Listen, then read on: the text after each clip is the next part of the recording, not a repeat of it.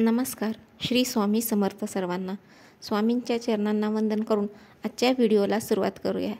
ताईंनो, आजच्या व्हिडिओमध्ये आपण वटपौर्णिमेच्या दिवशी घरीच किंवा बाहेर जाऊन वडाची पूजा कशी करायची आणि उपवास कसा करावा व उपवास हा कसा सोडावा ही सर्व माहिती ही आजच्या व्हिडिओमधून बघणार आहोत. तर व्हिडिओ हा तुम्ही शेवटपर्यंत नक्की बघा.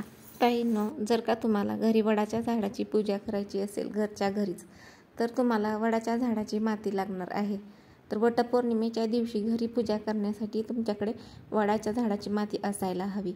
त्याचबरोबर सावित्री आणि सत्यवान आणि यमराज यांच्या मूर्ती किंवा चित्र उपलब्ध असतील तर त्या चित्रांचा सुद्धा वापर करू शकता तुम्ही. या पूजेला वडाच्या झाडाच्या मातीची पूजासुद्धा म्हणलं जातं, जी पवित्र आहे. बाहेर जाऊन वडाच्या झाडाची पूजा करताना आपण वडाला हळद कुंकू नैवेद्य फुलं आणि जर शक्य असेल तर पाळणासुद्धा अर्पण करू शकतो. तर घरी कशी पूजा केलीच पाहिजे घरच्या घरी, तर त्याच्यासाठी आपल्याकडे वडाची माती असायला हवी. वडाच्या झाडाची माती ही घरी आणायची आणि ती स्वच्छ ठिकाणी ठेवायची आहे.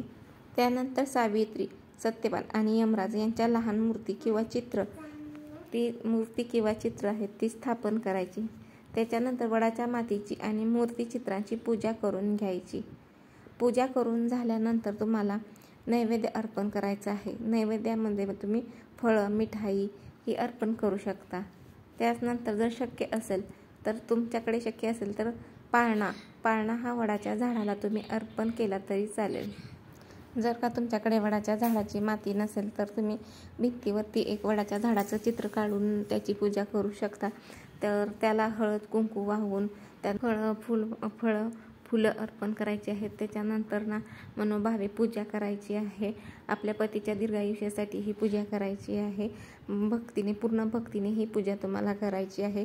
अशा पद्धतीने तुम्ही घरच्या घरी सुद्धा वडाच्या झाडाची वडाची पूजा करू शकता. जर का झाड तुमच्याकडे नसेल तर तुम्ही ते भिंतीवरती चित्र काढून सुद्धा वडाच्या झाडाची तुम्ही अशा प्रकारे पूजा करू शकता आणि तुमच्या पतीच्या दीर्घायुष्यासाठी आणि कुटुंबाच्या सुखासाठी प्रार्थनाही करू शकता. या दोन्ही पद्धतींमध्ये वडाच्या झाडाला मान देणं आणि त्याची पूजा करणं हे खूप जास्त महत्त्वाचं आहे. कारण वडाचे झाड हे सावित्रीच्या पतीला जीवनदान देणाऱ्या ठिकाणी आहे. यंदा वटपौर्णिमा ही 10 जून 2025ला साजरी केली जाणार आहे. ज्येष्ठ पौर्णिमा हीच वटपौर्णिमा या नावाने ओळखली जाते. या दिवसापासूनच खूप साऱ्या सणांना सुद्धा सुरुवात होते. महाराष्ट्रात हा सण महिला ह्या उत्साहात साजरा करतात. यावर्षी दिवसभरात महिला कधीही वडाची पूजा करू शकतात. तसंच काही शुभ मुहूर्त आहेत, त्या मुहूर्तावरती सुद्धा महिला ह्या वडाच्या झाडाची पूजा करू शकतात. तर वटपौर्णिमेचा पूजाविधी हा कशा प्रकारे करावा, बाहेर जाऊन आपण वडाच्या झाडाची पूजा ही कशी करावी ही माहिती आपण आता बघूया. वडाखाली चौरंग मांडून ही पूजा केली जाते अथवा वडाला हळद कुंकू वाहून त्याला धागा बांधून 7 फेऱ्या मारून प्रार्थना केली जाते. तर बघा ताईंनो, तुम्हाला बाहेर जाऊन वडाच्या झाडाची पूजा करायची असेल तर तुम्ही पूजा ही अशा पद्धतीने करू शकता. तर तुमच्याकडे एक चौरंग असायला हवा. वडाखाली चौरंग मांडून घ्यायचा आहे. त्याचबरोबर वडाला हळद कुंकू वाहून घ्यायचं. त्याच्यानंतर 7 फेऱ्या मारून ही प्रार्थना करण्यात येते. वडाच्या झाडाला ही फेऱ्या मारणं शक्य नसल्यास घरच्या घरी तुम्ही चौरंग मांडा, व्रताचा संकल्प सोडा, अर्थात प्रार्थना करा. त्यानंतर देवांचं स्मरण करून चौरंगावर मांडलेल्या देवांना हळद कुंकू वाहून फुलं वाहा. त्याच्यानंतर तयार करण्यात आलेले पंचामृत तुम्ही देवांना नैवेद्य म्हणून दाखवा. धूप दीप आणि अगरबत्ती दाखवून वातावरण प्रसन्न आणि सकारात्मक करा आणि नमस्कार करून तयार केलेल्या शिरा जो केला त्याचा प्रसाद हा सर्वांना वाटायचा आहे. पूजेसाठी साहित्य लागणार आहे.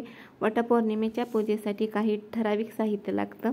वडाला गुंडाळण्यासाठी पांढरा मोठा धागा, सावित्री आणि सत्यवानांची मूर्ती, धूप दीप, हळद कुंकू, केळी, संत्री, सफरचंद, मोसंबी, चिकू अशी 5 प्रकारची फळं, फुलं, दिवा ठेवण्यासाठी एक वस्तू, पाणी भरलेला एक कलश, लहान हिरव्या बांगड्या, तसेच तूप दही दूध मध आणि साखर यांचं मिश्रण एका वाटीत घालून पंचामृत तयार करायचं आहे. सकाळीच महिला वडाची पूजा करून ह्या आपल्या पतीच्या दीर्घायुष्यासाठी प्रार्थना करतात. या दिवशी वडाला 7 फेऱ्या मारून 7 जन्मी हाच पती मिळावा यासाठी गाणी गाऊन प्रार्थना करून या दिवशी सुवासिनी सौभाग्य अलंकार ह्या परिधान करून आणि अगदी नव्या कोऱ्या साड्या नेसून खास पूजा करायला एकत्र जमतात. संपूर्ण दिवस हा पौर्णिमा असल्यामुळे सकाळी आपल्या वेळेप्रमाणे वटसावित्री व्रताचा संकल्प करून तुम्ही वडाची पूजा करून घ्यायची आहे. सावित्रीने आपल्या पतीची सेवा वडाच्या झाडाखाली केली आणि यमदेवाने तिथे सत्यवानाला तिचे प्राण परत दिले असा समज आहे. त्याच्यामुळे वडाच्या झाडाचे पूजन केले जाते. 3 दिवसांचे हे व्रत सध्या केवळ वटपौर्णिमेच्या एकाच दिवशी करतात. महिला या दिवशी सजून धजून वडाच्या झाडाची पूजा करायला जातात. तर घरीच साजरी करा वटपौर्णिमा. तर कशी करायची घरी? तर घरीच वटपौर्णिमा ही अशा पद्धतीने साजरी केली जाते की काही जण आहेत ते वडाच्या झाडाची माती आणून त्याची पूजा करतात. तर काही जण वडाच्या झाडाची फांदी आणतात आणि फांदी आणून पूजा करतात आणि काही जण वडाच्या झाडाचे चित्र काढतात आणि तशी पूजा करतात. तर तुम्ही अशा पद्धतीने ज्यांना कोणाला बाहेर जाऊन पूजा करायला जमणार नाही त्यांनी घरातच थांबून अशी पूजा केली तरी सुद्धा चालेल. आणि बाहेर जाऊन जर करायची म्हटलं तर बाहेर जाऊन सुद्धा तुम्ही पूजा करू शकता. बाहेर जाऊन जरी वडाच्या झाडाची पूजा करायची म्हटलं तरी तेच साहित्य लागणार आहे तुम्हाला. हळद, कुंकू, कच्चा धागा, त्याच्यानंतर आंबे, फळं, त्याच्यानंतर ना फुलं, ओटी भरण्यासाठी तांदूळ किंवा गहू लागणार आहे. त्याच्यानंतर हिरव्या बांगड्या लागणार आहेत. हे सर्व घेऊन तुम्ही बाहेर वडाच्या झाडाची पूजा करायला जाऊ शकता. आणि तिथे गेल्यानंतर तुम्हाला वडाच्या झाडाची ही मनोभावी पूजा करायची आहे. नंतर 7 प्रदक्षिणा घालायच्या आहेत. दोरा घेऊन आपला 7 प्रदक्षिणा घ्यायच्या. त्यानंतर ताईनं तुम्हाला वडाच्या झाडाकडे प्रार्थना करायची आहे. आपल्या पतीच्या दीर्घायुष्यासाठी पतीला दीर्घायुष्य मिळू दे आणि घरातल्या सुखासमाधानासाठी वडाच्या झाडाकडे अगदी मनोभावे प्रार्थना करायची आहे. ताईंनो, तुम्ही वटपौर्णिमेच्या दिवशी वटपौर्णिमेचा उपवास हा कसा करायचा आहे व कसा सोडायचा आहे? तर उपवास हा त्या दिवशी तुम्हाला फलाहार घेऊन उपवास करायचा आहे. तर काही जण हा उपवास निर्जल सुद्धा करतात, काहीही खात नाहीत. तर तुम्ही फलाहार घेऊन हा उपवास करू शकता. ताईंनो, वटपौर्णिमेच्या दिवशी तुम्ही हा उपवास फळं खाऊन करू शकता. आणि जर का कोणाला निरंकार किंवा निर्जला करायचा असेल तर त्यांनी निर्जला सुद्धा हा केला तरी चालतो. तर उपवास कसा सोडायचा? उपवास तुम्हाला वडाच्या झाडाची पूजा केल्यानंतरच सोडायचा आहे. उपवास सोडताना तुम्हाला सात्विक आहार घ्यायचा आहे. सात्विक जेवण आहे तेच घ्यायचं आहे. तोच सात्विक जेवण घेऊन मगच तुम्हाला तो उपवास सोडायचा आहे. वडाच्या झाडाची पूजा झाल्यानंतर ना, व्रत वगैरे झाल्यानंतर, कथा ऐकून झाल्यानंतर घरी आल्यानंतर ना तुम्हाला हा उपवास सोडायचा आहे. जर का तुम्ही अशा पद्धतीने वडाच्या झाडाची पूजा केली तर तुम्हाला 100% हे फळ मिळणार आहे आणि तुमच्या पतीला सुद्धा दीर्घायुष्य मिळणार आहे. तर या पद्धतीने पूजा करा.